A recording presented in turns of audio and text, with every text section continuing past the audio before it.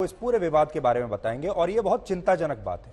यह विवाद उस बयान को लेकर शुरू हुआ था जिसमें कश्मीर फाइल्स को एक वल्गर और प्रोपेगेंडा से भरी फिल्म बताया गया और यह बयान इजराइल के एक फिल्म मेकर ने दिया। उनका नाम है नदाव लपिड। नदाव लपिड गोवा में हुए इंटरनेशनल फिल्म फेस्टिवल की ज्यूरी के चेयरपर्सन थे। सोचिए, ज्यूरी के सदस्य भी नहीं, ज्यूरी के मुखिया थे। जिस ज्यूरी ने अंतर्राष्ट्रीय फिल्मों की प्रतियोगिता में बेस्ट एक्टर, बेस्ट डायरेक्टर जैसे बेस्ट फिल्म जैसे अवार्ड के लिए कलाकारों का चयन किया, फिल्मों का चयन किया, उस ज्यूरी को वो हेड कर रहे थे। बड़ी बात यह है कि इस पूरी प्रक्रिया के दौरान जिन 15 फिल्मों का चयन करना था उनमें 12 फिल्में दूसरे देशों में बनी थी जबकि 3 फिल्में भारत की थी और यह सारा विवाद यहीं से शुरू हुआ। फिल्म फेस्टिवल के आखिरी दिन जब तमाम कलाकारों को पुरस्कार दिए जा रहे थे, उस दौरान अंतर्राष्ट्रीय ज्यूरी की तरफ से इजराइल के ये फिल्म मेकर मंच पर आए और इस दौरान उन्होंने कहा कि वो इस आयोजन के लिए चुनी गई 14 फिल्मों से तो सहमत हैं, लेकिन 15वीं फिल्म ने जूरी के सदस्यों को काफी चकित किया और यह फिल्म है द कश्मीर फाइल्स। और इसके बाद वो मंच से कहते हैं कि कश्मीर फाइल्स एक वल्गर यानी भद्दी और प्रोपेगेंडा फिल्म है जिसे इस आयोजन में शामिल ही नहीं किया जाना चाहिए था, लेकिन ऐसा हुआ और वो इसका विरोध करते हैं। अब सोचिए कितनी हैरानी की बात है, जिस व्यक्ति को भारत ने अपने फिल्म फेस्टिवल की ज्यूरी का हेड बनाया, चेयरपर्सन बनाया, जिसे इतना बड़ा मंच दिया, इतना सम्मान किया, उस व्यक्ति ने एक ऐसी फिल्म को प्रोपेगेंडा करार दे दिया जो कश्मीरी पंडितों के नरसंहार और उनके दर्द को बयां करती है। यह कितनी बड़ी बात है।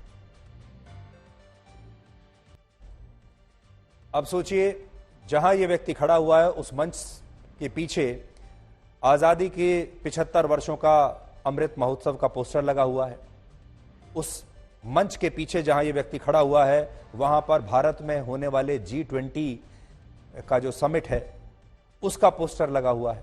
उस G20 के समिट में हर अंतर्राष्ट्रीय मंच पर हम ये कहते आए हैं कि कश्मीर हमारा है।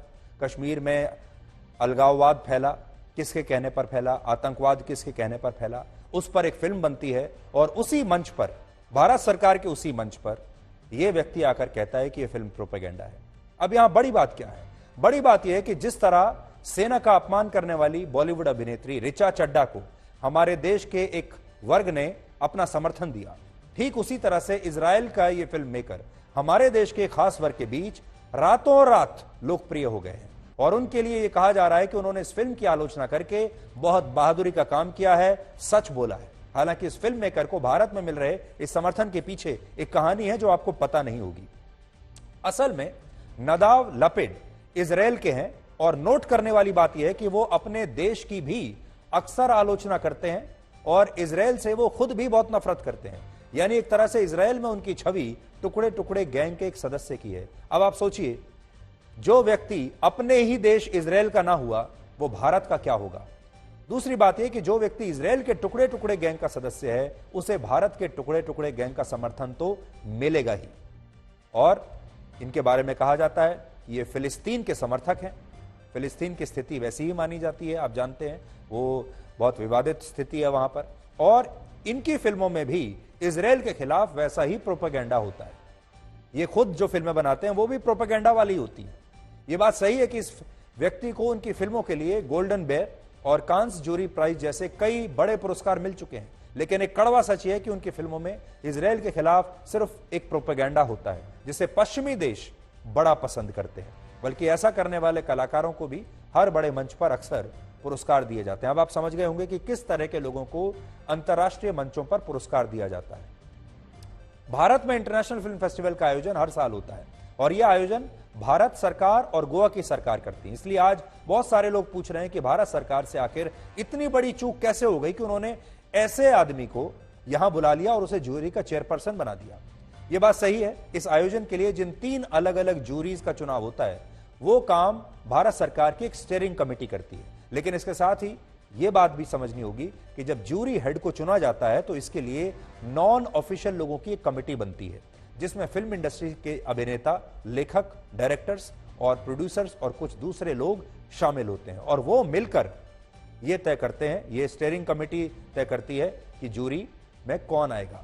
इस मामले में भी अनौपचारिक सदस्यों की कमेटी ने ही इस फिल्म मेकर का नाम जूरी के चेयरपर्सन के लिए भारत और गोवा की सरकारों को भेजा था, जिसके बाद इस पर अंतिम फैसला हुआ। हालांकि बड़ी बात यह है कि भारत सरकार ने कला का सम्मान करते हुए इस व्यक्ति को इतना बड़ा मंच दिया, उसे जूरी का चेयरपर्सन बनाया, सम्मान किया, लेकिन इस व्यक्ति ने भारत सरकार के इस मंच का पूरी तरह से दुरुपयोग किया है, सरकार के भरोसे को तोड़ा है और इस तरह के मामलों में जो प्रोटोकॉल होता है उसे भी तोड़ा है। वो एक जूरी के सदस्य थे। जूरी का मतलब यह होता है, आप फिल्में देखिए, जो फिल्में अच्छी नहीं लग रही उन्हें आप आगे मत बढ़ाइए, जो अच्छी लग रही है उन्हें पुरस्कार दीजिए। लेकिन जिन फिल्मों को आपने आगे नहीं भी बढ़ाया है, पुरस्कार नहीं दिया है, उनके लिए यह कहने की आवश्यकता नहीं होती कि ये फिल्में बड़ी बेकार थी, इससे वो बच सकते थे। अब आप ये देखिए कि आज भारत इजराइल से क्या सीख सकता है। यहां भी सीखने वाली बात है। भारत में इजराइल के राजदूत हैं जिनका नाम है नाओर गिलोन।